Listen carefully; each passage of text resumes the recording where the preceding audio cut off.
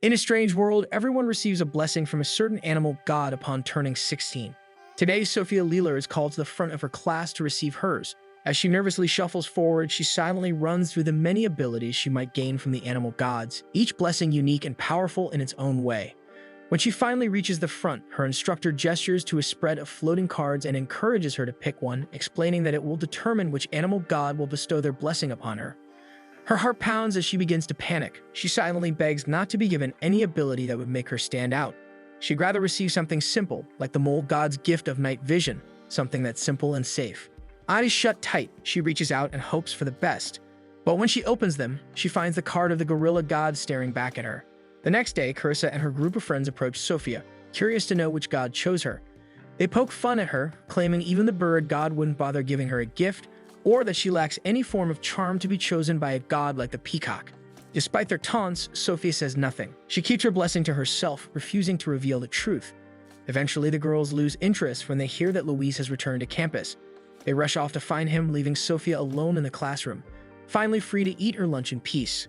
Sophia studies at a prestigious royal academy meant to educate the sons and daughters of nobles and other elite families. The school claims its mission is to mold future leaders and model citizens of the state. In reality, most students are only interested in securing their future comforts. The boys network for business opportunities. The girls hope to marry into power. Few care about the real achievement of leading the country to prosperity. Sophia, the daughter of a count from a remote and unimportant territory, holds little social value. No one tries to get close. There's nothing to gain from befriending her. She sits beneath the shade of a massive tree and pulls out her lunch, but the moment she picks up an apple, her fingers accidentally crush it with terrifying force. Her eyes widen in horror as she stares at her hand, realizing she still can't control the strength granted to her by the gorilla god. Since yesterday, she's broken everything she's touched, leading her to believe it's the newly acquired ability. Yesterday, after the ceremony, Sophia had quietly approached her instructor, revealing the card she had drawn. Upon seeing it, the instructor's eyes widened in amazement.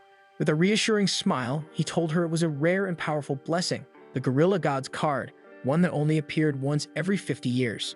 Those chosen by the gorilla god gained sudden and overwhelming combat prowess. Their strength surged to 7 times that of a normal human, and even their grip became 10 times stronger.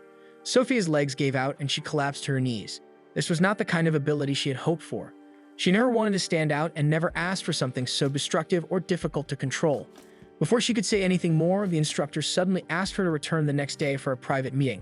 He refused to say why or provide any details, only hinting that it was important. As Sophia eats her lunch beneath the giant tree, her thoughts wander back to her instructor's sudden request. She tries to enjoy the quiet moment, but curiosity gnaws at her. A rustle above pulls her attention away. A squirrel scampers down the trunk and darts across the grass, stopping right in front of her. Its tiny eyes are fixed on her, unblinking and curious. Sophia observes its odd behavior and wonders if the little creature has had anything to eat yet. Reaching into her lunch bag, she offers some bread and gently lays it on a handkerchief before standing up. As she walks away, the squirrel doesn't touch the food. It just watches her leave, unmoving and oddly still. The day drags on, and the weight of her earlier thoughts refuses to leave her. Eventually, the final bell rings. Instead of heading home like everyone else, Sophia finds herself inside the headmaster's office. She learns what her instructor had mentioned the day before. The Royal Knights have expressed interest in her to join their ranks. Then a note is handed to her, outlining the steps she would need to take, such as the entrance exam. The headmaster speaks of duty and potential, praising the rarity of her ability. He emphasizes that the strength granted by the gorilla god is too valuable to be wasted. Historically, all known bearers of the blessing have served as knights. Internally, Sophia begins to unravel. She never wanted attention and certainly no expectations. The idea of being forced into something so public and demanding fills her with dread. She fears disappointing her family. Her mind conjures absurd consequences, like being sent to teen jail or shaming her parents on a grand scale. Despite everything, she remains composed. She accepts the information and gives the impression of willingness. Sophia quietly pleads with the headmaster to keep her ability a secret. The headmaster agrees, misunderstanding her request as a sign of humility and excitement. He even promises not to mention the Royal Knights scouting her, assuming she simply wants to reveal it once she becomes a knight. After the meeting, Sophia returns to her usual lunch spot under the large tree. The bread she left earlier is completely gone. Only the handkerchief is left with some breadcrumbs scattered on it. As she bends down to pick it up, her thoughts drift back to her conversation with the headmaster. Somehow, by a twist of luck or perhaps misfortune, she is now on the path to becoming a royal knight, one of the furthest roles from her original dream of living quietly. A new thought crosses her mind, one that will exclude her from being a knight. If she fails the entrance exam on purpose, then maybe the Royal Knights will simply turn her away. No matter how rare or powerful her ability is, surely they wouldn't accept someone who doesn't pass their tests. On the day of the exam, she makes her way toward the training grounds but struggles to find the testing center. While wandering through the outskirts, she comes across an elderly man struggling with a broken wagon. One of the wheels is missing, and he's worried about how he'll transport all the goods piled up in the cart. She hesitates. A part of her wants to help, but another part reminds her of the consequences of being noticed. Still, guilt outweighs fear. Using her enhanced strength, she begins lifting the heavy barrels with ease, startling the man. She carries the goods to the next town, and by the time she returns, she's completely lost. It's then that Louise appears. He recognizes her confusion and approaches. Sophia is stunned, not just by his sudden appearance, but by his face. It's the first time she finds herself genuinely taken aback by someone's beauty. She stumbles out an explanation and admits she's supposed to be at the Royal Knights training grounds. Louise points her in the right direction, and before she leaves, gently wipes her face. The unexpected gesture leaves her frozen in place. Louise, however, remains calm, casually wishing her luck and mentioning they'll see each other later. His words puzzle her, but she decides not to dwell on them just yet. Once she reaches the training grounds, she changes into the required sportswear and quickly realizes that she's the only girl there.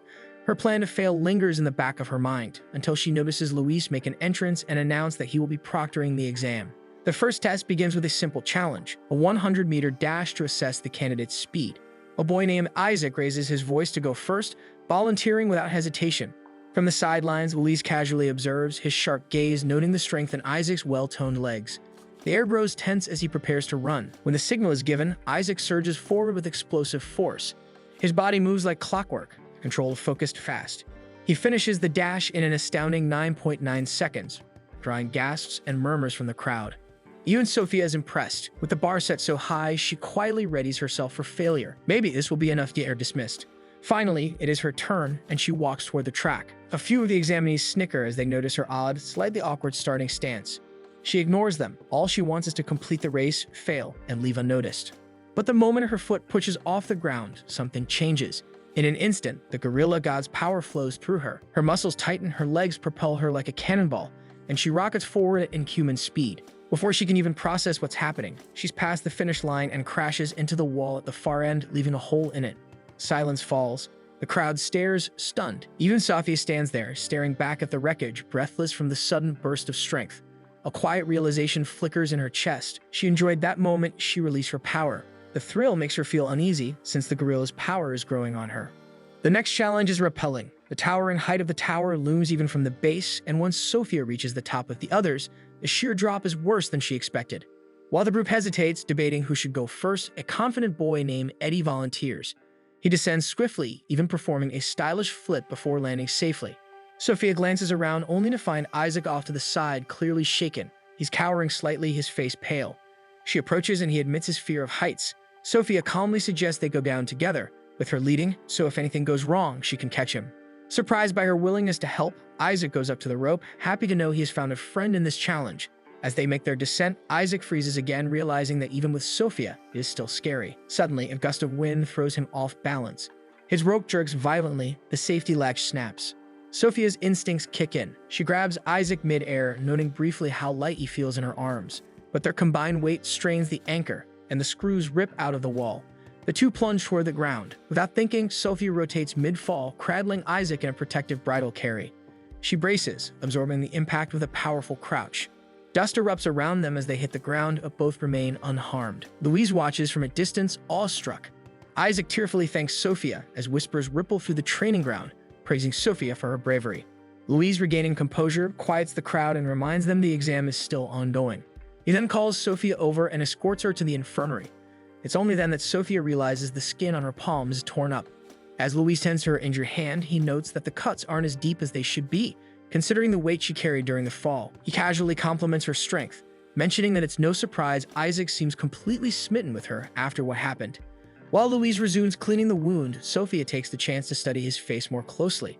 She had already thought he was beautiful the first time they met, but now with him so near, she notices the finer details, his delicate features, his long lashes, and his tall nose.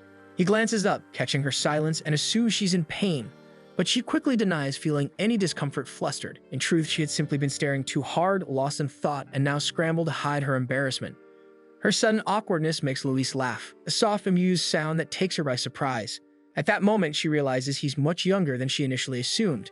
There's a lightness in his expression, a boyish charm that briefly cuts through his professional demeanor. She looks at the group in fear as she realizes her quiet, ordinary school life may never return to normal.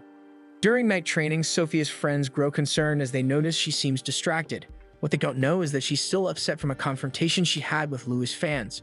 She didn't expect them to bother her all the way to her dorm, pressed by the potential of her gorilla god blessing and wanting the power in his squad. Shin, however, disagrees, arguing that someone with such raw power isn't suited for the precision-based skills required of a musketeer. The debate begins to escalate, but ultimately fizzles out when both men agree to shelve the discussion, for now, in favor of grabbing a bite to eat. Sophia stares at the brand new dress her family had sent. She had messaged her parents asking at the bottom. However, before she can retrieve the earring, the lid slams shut behind her and the unmistakable sound of the lock clicking into place echoes in the darkness. Trapped inside, Sophia listens as Irene, her voice shaking, confesses to being blackmailed into luring her away. Sophia remains composed, immediately understanding that Carissa must be behind the scheme.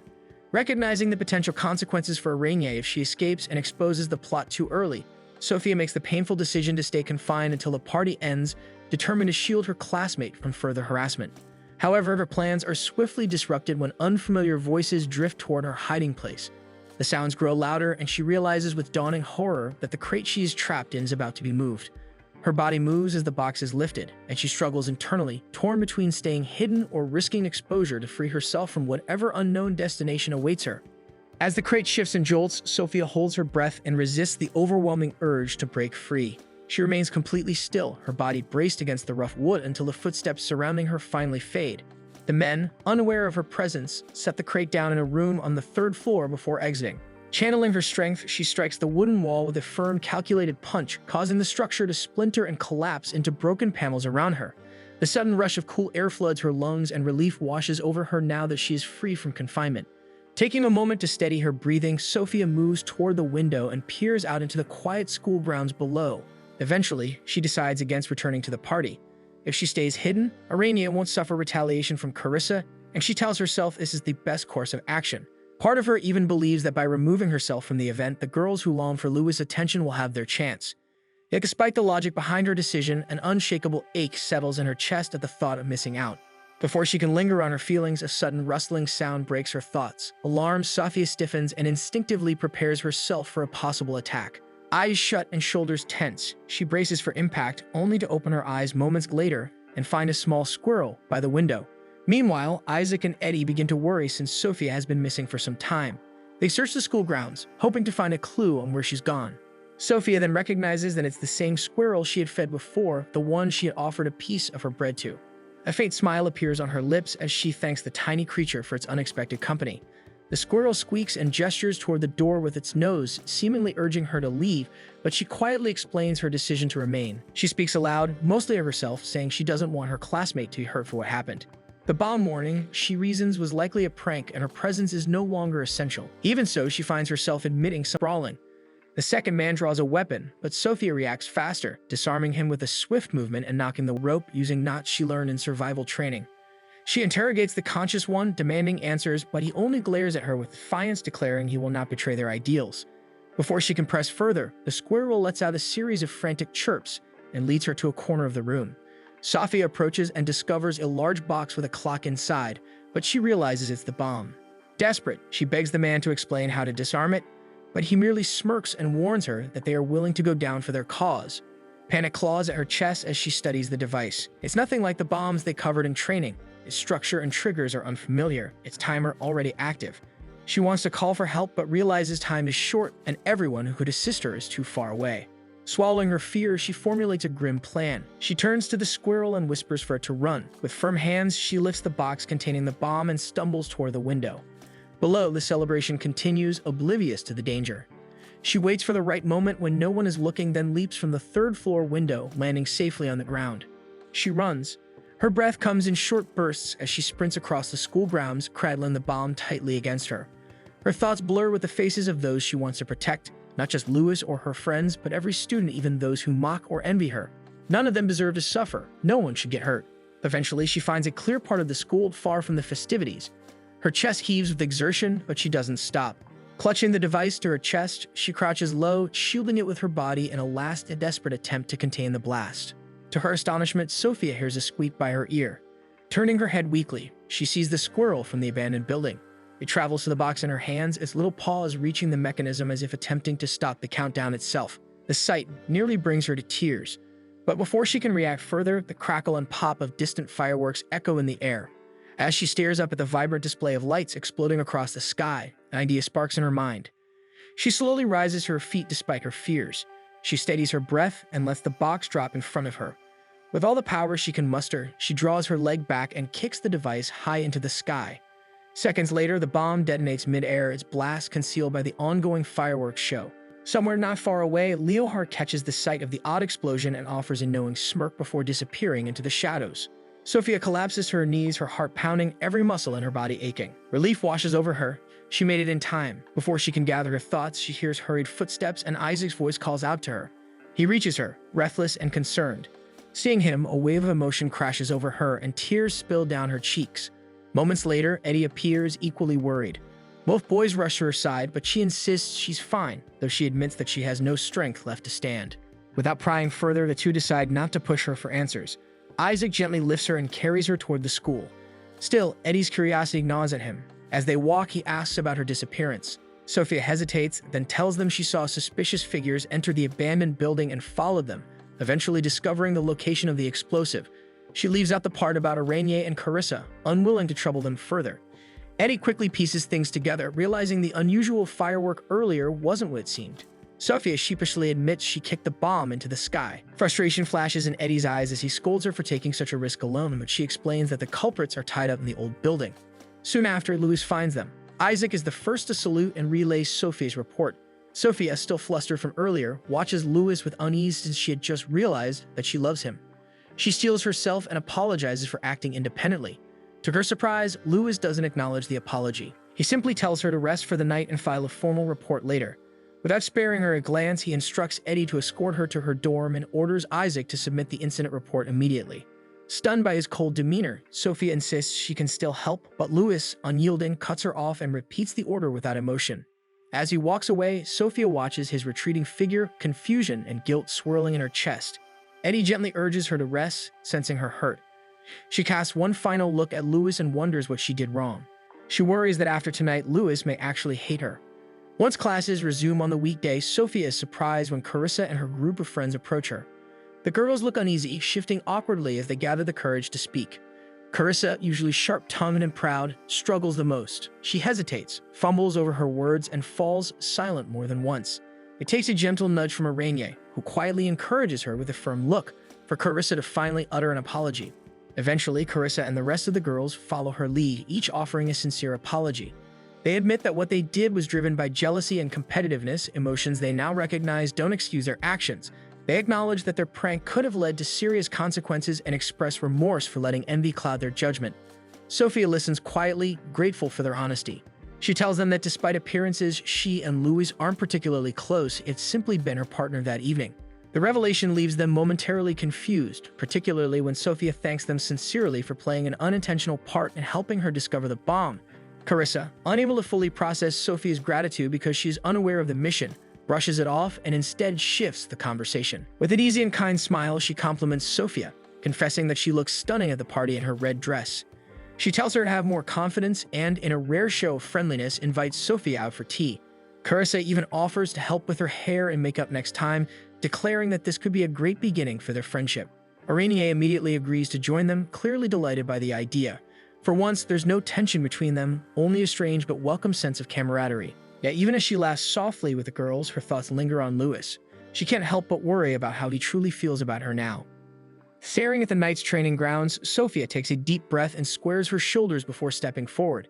It has been 3 months since she officially became a junior knight, and much has happened in that short time.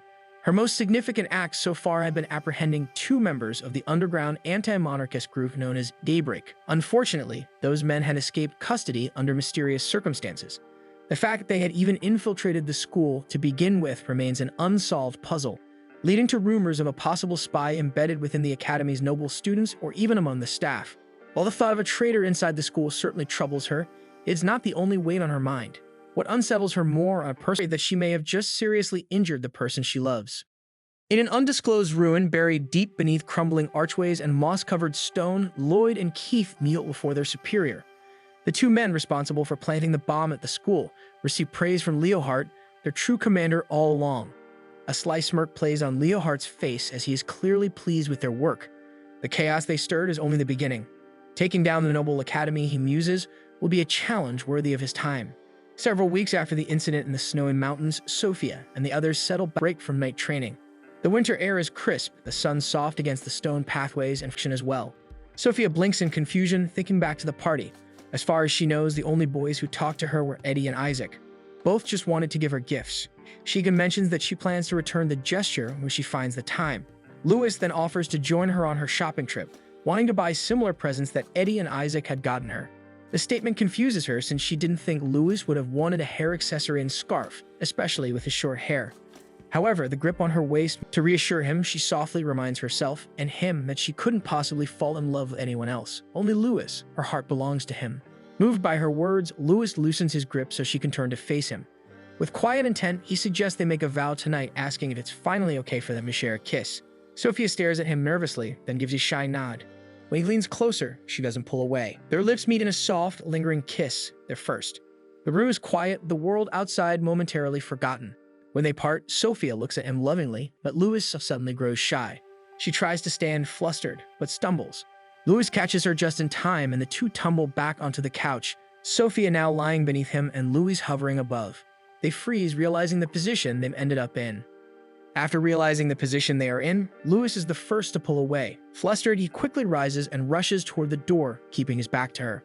In a quiet, almost apologetic tone, he mutters an apology, both for pulling her too hard earlier and for arriving at her room unannounced. His hand hovers near the doorknob, unsure whether to say more. Before stepping out, he glances over his shoulder and gives her one last gentle smile.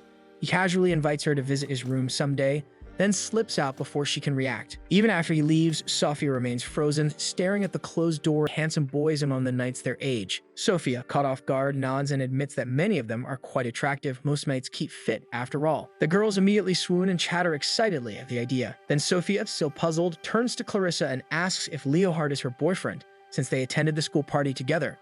Clarissa waves the idea away, saying she had only met him that evening and accepted his offer to be her partner because he was handsome and polite.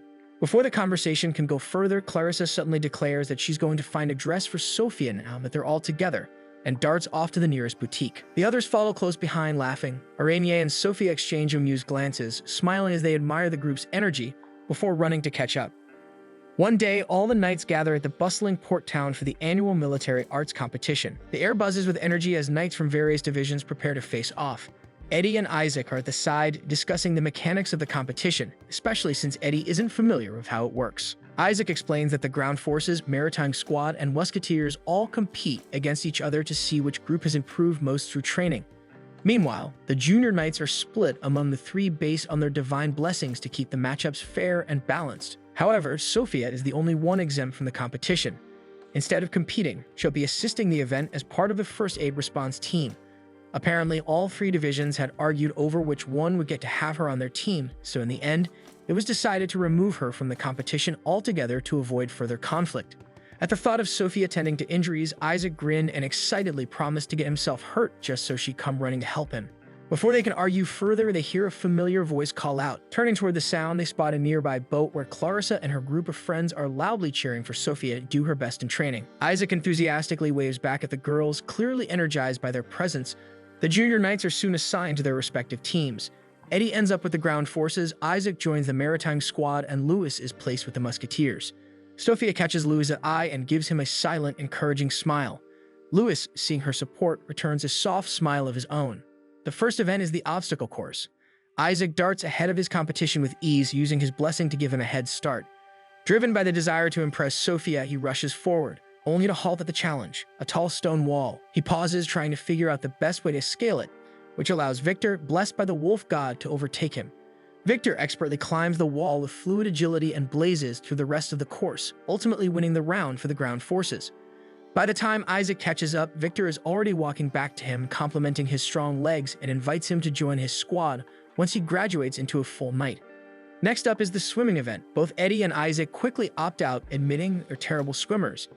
Even Sophia confesses her lack of skill in water. Apparently, gorillas aren't known for their swimming ability. However, when Isaac notices Louis entering the event, Sophia's attention immediately shifts. Her cheeks flushed red at the sight of him in swimwear, clearly not used to seeing her boyfriend in that state. Isaac chuckles, predicting that the maritime squad will easily win, but Eddie points out that their commander, Shin, isn't participating. He's still in full uniform. Isaac wonders aloud if Shin just can't swim, returns him a mild scolding from Eddie. Meanwhile, Shin stands at the dock, casually gazing at the fish in the water. At the edge of the competition grounds, a knight named Gilbert approaches Louis, his expression unreadable but clearly appraising. He's heard the talk how Louis is considered the most promising among the junior knights, someone already on the way to becoming a full-fledged member of the order. Gilbert wants to see for himself if the praise is warranted. As he looks Louis up and down, he quickly concludes that the younger knight isn't impressive. In fact, Gilbert finds him underwhelming. A hint of disdain creeps into his gaze as he decides to prove a point in the upcoming swimming event. When the whistle blows, the swimmers launch into the water with explosive force. Gilbert immediately surges ahead, cutting through the waves with brutal efficiency. His strokes are powerful and unrelenting, bolstered by the strength of his Orca blessing. The distance between him and the others grows rapidly, and it becomes obvious that he's going to take the win. Louis, despite his strong effort, finishes second, a respectable result, but far behind Gilbert. Sophia stands at the edge of the competition area, fulfilling her role in the first aid squad. She steps forward and offers a towel to Gilbert. Gilbert halts, stunned to find a girl, especially one in a knight's uniform, waiting for him. His eyes narrow as he tries to make sense of it. As he tries to make sense of her presence, he briefly admits to himself that she's attractive, but that only fuels his confusion. His gaze hardens, and Sophia senses the shift in his demeanor. There's something uncomfortable in his stare, judgmental, maybe even hostile. Unnerved, she presses the towel into his hands and quickly backs away, murmuring an apology as she turns to leave. She makes her way to Louis instead. He accepts the towel with a grateful nod, relieved to see her. Though clearly disappointed in his performance, his expression remains calm. Sophia offers a few words of encouragement, but is interrupted by Gilbert's mocking tone as he insults Louis. He positions himself deliberately close, clearly trying to overshadow Louis. But before the tension can build further, Shin's voice cuts through the air. The maritime commander doesn't raise his tone, but his words carry unmistakable authority. Gilbert stiffens, then wordlessly returns to the waiting area. Isaac and Eddie witness the exchange and are impressed by the control Shin holds over Gilbert. The next round is close-quarter combat. As the round begins, the competitors receive rifles loaded with colored clay bullets. The rules are simple. The last team standing wins. Arshit wastes no time taking to the sky, his wings giving him a dominating advantage. He moves swiftly, eliminating targets from above with practiced ease. Eddie keeps to the ground, humming the tree line. He knows Arshit is dangerous and isn't willing to take chances. He fires only when he's sure a target is focused elsewhere, always retreating before drawing too much attention. Eddie quickly changes position, trying to come up with a strategy to take down Arshit. He is keenly aware he is the only one left standing in his team, so he pulls out something Victor had handed him earlier, something the commander said will guarantee him victory. Arshit's eyes dart around looking for Eddie when he spots long blonde hair hiding by the bushes. He thinks it's a woman lost in the woods and quickly swoops down to talk to her, and immediately drops his guard down. Once he is close enough, the girl turns to face him and points a gun at him. Then, she removes her blonde hair, revealing to be Eddie all along. He then takes advantage of Arshit's shock by shooting him. Meanwhile, Clarissa and the girls lounge in the shade of their balcony at a nearby hotel, sipping cool refreshments and enjoying the breeze. The afternoon sun beats down on the training grounds, but they remain comfortably settled, chatting idly about the competition and the knights they find most interesting. Back on the field, the knights are busy preparing for the next event, a scavenger hunt. The rules are simple. Each participant draws a piece of paper from a box, and written on it is an item they must find and retrieve. Once everyone has drawn, a signal is given. The competitors unfold their papers and scan the words quickly. Confusion spreads as they realize what they're looking for isn't an object, it's a person. At the moment, Sophia is calmly organizing first aid supplies where she hears the thunder of running footsteps. She looks up, startled to find a wave of knights charging toward her from across the field. Her heart skips a beat. She doesn't understand why they're coming for her, but she immediately decides it's best not to stand still and find out. She tries to make a run for it, but suddenly, Louis appears at her side. Without pause, he tells her to follow him. Trusting him completely, Sophia nods and runs alongside him. Together, they navigate through the chaos until they cross the designated finish line. A whistle blows, signaling that Louis has brought her first, and it's up to the commander to decide if he had brought the correct item, or in this case, person. After a pause, Louis is declared the winner. Louis, a bit flushed and apologetic, admits he should have explained earlier. Sophia, however, doesn't seem upset, only curious. She asks what his paper had said, but Louis avoids her gaze, his cheeks turning a deeper shade of red. Seeing his reaction, Sophia assumes it must have described a strong person or a violent person. Back at the hotel, Clarissa suggests heading down to watch the next round. Irenia pauses, narrowing her eyes as she spots something unusual on the roof. On the training grounds, Eddie and Isaac compare scores. They're neck and neck, and both are eager to see which squad will win. Their discussion is cut short when Ernst receives a sudden message. His expression hardens. Ernst raises his voice, announcing that a landslide has occurred nearby, affecting a hotel along the coast. Several civilians are injured and some are stranded in the ocean. Without hesitation, he commands all squads to mobilize for emergency rescue. The knights race to the scene and Victor arrives first and quickly assesses the area. He barks out orders with precision, organizing the squads and warning that another landslide could happen at any moment. Archant leads his team in gathering supplies and setting up a treatment station for the wounded. The maritime squad prepares to dive into the ocean, but a hotel staff member stops them. Poisonous fish have entered the waters. Shin steps forward without hesitation. He orders Gilbert to prepare for a timed rescue and then dives in himself. Activating his ability, Shin emits a shockwave underwater, stunning the dangerous fish just long enough to create a window for rescue. Exactly 1 minute later, Gilbert and the rest of the maritime squad enter the water, beginning their mission to save the civilians who had ended up in the ocean. As the rescue efforts continue, Sophia scans the growing crowd for familiar faces. She quickly spots Irene and the rest of Clarissa's group, but something feels off. Clarissa is missing. Moments later, she hears a distant, unmistakable voice calling out for help. Her eyes dart toward the ocean, and to her horror, she sees Clarissa clinging to an upside-down umbrella, floating precariously in the waves. Despite not being a strong swimmer, Sophia doesn't hesitate. She launches into action, leaping from one piece of floating debris to another, using every stable surface she can find to close the distance between her and Clarissa. When she finally reaches Clarissa, the currents push hard against them, making it difficult to secure her. Sophia grabs onto the umbrella and with a sudden burst of strength, lifts her high into the air. Clarissa clings to the umbrella, still in shock but unharmed. Just as Sophia begins to lose balance on the drifting wood beneath her, she feels it tilt dangerously, but before she falls, the wood stabilizes. She glances down and sees Gilbert bracing one end, a grin on his face. He tells her she should have more faith in his capabilities. Then he mounts across the way. Louis is there, steadying the other side. Gilbert gives Louis a rare smile, praising his strength and speed. Louis, both surprised and relieved, accepts the praise with quiet gratitude. Later that evening, all the knights return to headquarters. Ernst commends their swift actions during the crisis and hosts a grand feast in their honor. Rescued civilians and knights alike gather around tables, enjoying food and laughter. In the middle of the celebration, Victor finds Sophia and formally invites her to join his squad when she officially becomes a knight. Arshit, not missing a beat, swoops in and insists that he call dibs on her first. Shin soon approaches, adding his own offer to the mix, even teasing that having a gorilla on his maritime team might not be such a bad thing after all. Later, as the party winds down, Sophia tries to quietly retreat to her room but spots Louis nearby.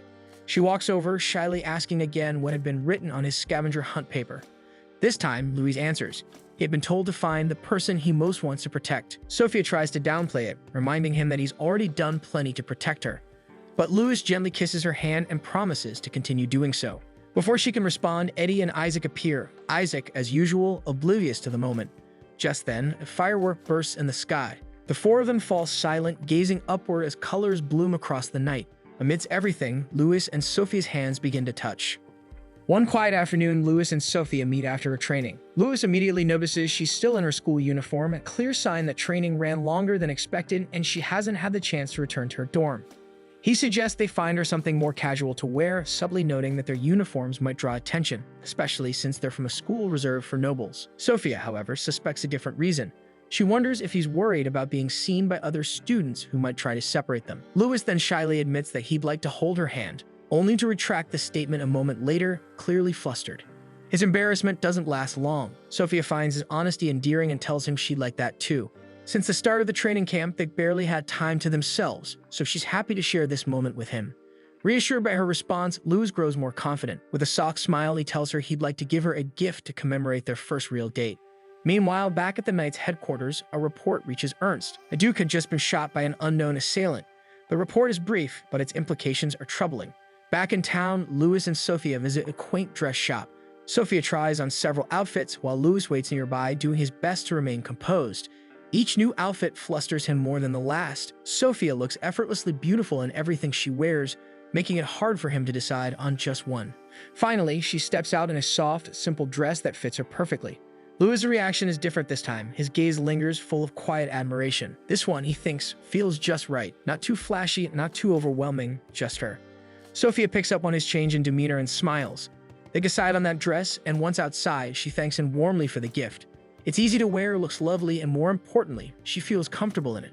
With their shyness melting away, they finally reach out to hold each other's hands and continue their date. Their next stop is the familiar hairdresser's shop, the same one Louis had brought her to before. The stylist arranges Sophia's hair into a delicate braid that complements her new outfit. While working, he scolds her for not taking better care of her appearance, claiming it's a waste for someone so pretty to put in so little effort. Sophia chuckles nervously, admitting someone else had told her the same thing once, thinking of Eddie, who once styled her hair before a party. Louis quietly watches their exchange, smiling. He's pleased to see her relax and more determined than ever to make this date special. They visit a bakery afterward, sampling cakes that leave Louis visibly delighted. Then, with ice cream in hand, they head to a scenic lake viewing deck. The soft breeze, the reflection of the water, and the quiet between them feel peaceful. Curious, Sophia asks about Louis' home life. He tells her he lives alone now. His relatives once stayed with him, but over time, seeing he could manage things on his own, they left the house in his care. Before the conversation trails off, Louis gently offers to take her to his home if they still have time after the date.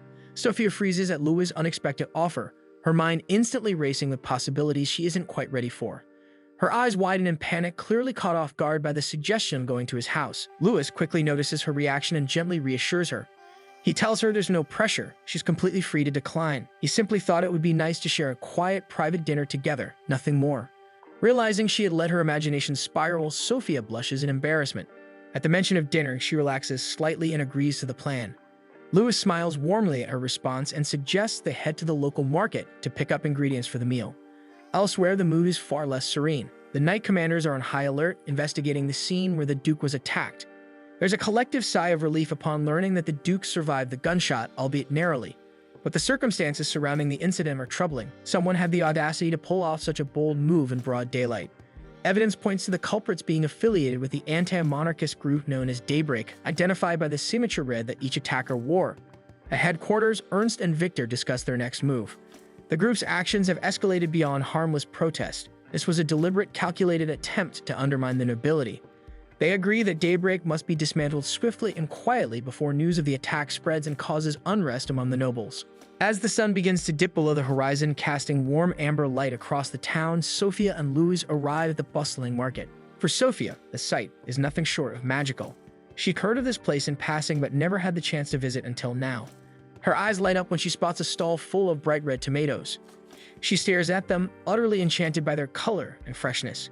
Louis, noticing her reaction, smiles and suggests they make a tomato-based dish for dinner. Sophia nods enthusiastically, excited by the idea. As they continue strolling through the market, arms full of ingredients, they pass by some women chatting nearby. Their voices carry just enough for Sophia and Louis to catch snippets of their conversation, bitterness toward the nobility, complaints about how nobles always receive better blessings than commoners. The words sting, especially for Louis. His expression dims slightly, reminded of the very real divide that exists in their kingdom. Not just their kingdom, but the entire world. Louis reflects on the deep-rooted hierarchy that governs their society, feeling the weight of powerlessness. Though his heart longs for fairness, for a future where titles and lineage don't determine worth, he knows that as a junior knight there is little he can do for now. Their walk through the market is interrupted when a vendor calls out to them, offering a pouch of roasted nuts. Sophia notices the flicker of interest in Louis' eyes and quickly steps forward to make the purchase. Eventually, the two make their way to Louis' home. It is in a manor, but the house looks big from where Sophia is standing. As they approach the door, Louis suddenly realizes that he forgot to restock the spices needed for dinner.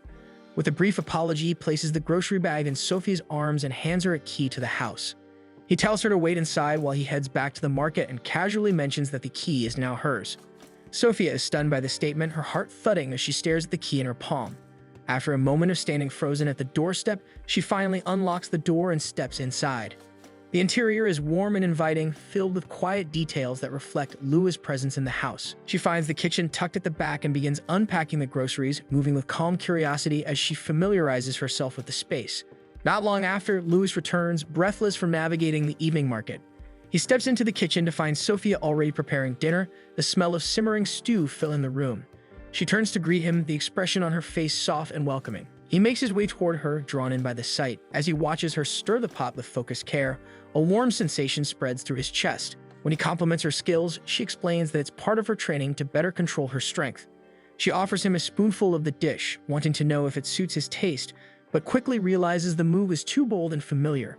To her surprise, Lewis gently steadies her hand as he tastes the food, clearly moved by the moment. They eventually set the table together, sharing a quiet dinner surrounded by the soft glow of the evening.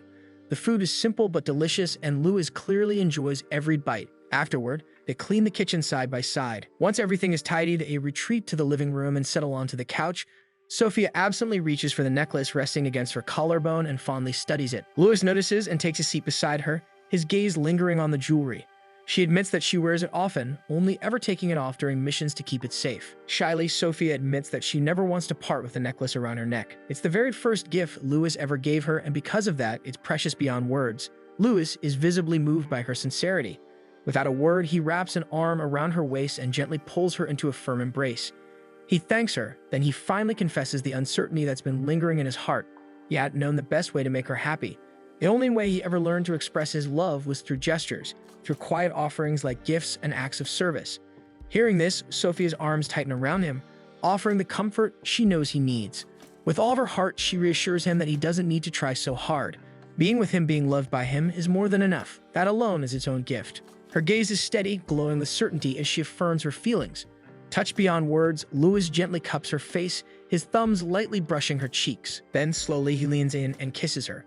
The kiss is soft, brief, but overflowing with unspoken emotions, affection, gratitude, and a bond that has only grown stronger with time. When they part, Lewis lingers for just a moment, his eyes dropping to her lips again. He leans in once more, silently asking for a second kiss. But Sophia, caught off guard, unconsciously tenses up. Lewis feels the subtle change in her body and immediately stops, reading her hesitation. Instead of continuing, he offers her a fond smile and suggests they head back, gently stepping away and walking to the door, indicating it's time to return to her dorm. They begin the walk in the dim light of evening. As the campus buildings come into view, Lewis gently reminds her to rest well. But before they part, he turns to her again, his expression apologetic. He softly expresses regret for earlier, concerned that he may have made her uncomfortable. The guilt hits Sophia all at once. She hadn't meant to reject him, and she certainly hadn't wanted to make him feel unwanted. She quickly reaches out and takes his hand. With a trembling voice, she admits that it's all new to her. Being in a relationship, being vulnerable, it's overwhelming at times. She's scared and unsure and often doesn't know how to act. Lewis listens patiently, then cups her hand with his own. He gently assures her that there's no need to rush. They can move forward at their own pace, one that they choose together. The words bring Sophia peace, and a sense of relief washes over her as the tension in her chest fades. They arrive at the dorm gates and say their goodnights. Lewis gives her one last look and a small wave before walking away. Sophia watches him go, a smile tugging at her lips. She's filled with warmth and gratitude for how understanding he always is, how careful he is with her feelings. She turns and begins to run through the garden toward her building, eager to return to her room. But then the sound, rapid footsteps. She freezes, glancing toward the walls just in time to see two cloaked and masked figures leap down and land on either side of her. The one behind her lunges first, throwing a punch that Sophia instinctively catches. The second attacker comes at her with a kick, but she blocks it effortlessly, then retaliates by hurling both assailants against the wall, knocking them unconscious. One of them drops a bottle, which rolls across the path and cracks open, releasing a strange vapor that begins to waft around her. Sophia, caught in her own thoughts and the adrenaline of the moment, doesn't notice the gas taking effect. She steadies herself, considering her next move, and suddenly, her body falters. A wave of fatigue hits her like a crashing tide. Her vision blurs, her balance slips, and before she can make sense of what's happening, another figure darts in, faster than the others. He grabs her as she stumbles, and with a strange, practiced ease, he presses his lips to hers, slipping a pill into her mouth. Sophia loses consciousness instantly. Cradling her in his arms, the masked man, Leohart, whispers to her. He tells her that in order for her light to shine the brightest, she must be by his side. Suddenly, a bomb planted at a balcony of the school goes off on him. Leohart calls their encounter fate, two holders of opposing blessings meeting, something so rare that many doubt it ever happens. The gorilla and leopard gods grant their favor to only one person at a time, and now they stand face to face. He suddenly dashes toward her, venom in his voice, as he criticizes her for sullying herself with someone bearing a lowly squirrel blessing. His blow is swift, knocking the ruby pendant Lewis gave her clean off her neck. Appearing behind her once more, he clasps his own pendant around her neck, declaring that he will deal with Lewis himself, and that Sophia, by right of power and destiny. As he steps forward to reveal the rest of his plan, he pauses. Sophia is trembling, but not in fear. Her fists are clenched, her jaw tight with rage. Suddenly, she slams her fist into the floor, using her brute strength to fracture the ground and create a smokescreen of debris. Outside the castle-like structure, Sophia hastily changes into her uniform. She lays down the nightgown she had been wearing and removes Leohardt's pendant from around her neck, placing it neatly on top of the clothes. She grips tightly onto the ruby pendant Louis had given her. With no time to spare, she races toward Durentium, praying she can make it in time to stop Leohardt's plan. Meanwhile, Louis is receiving a debriefing about the recent bomb incident. His expression is hard and unreadable as he listens carefully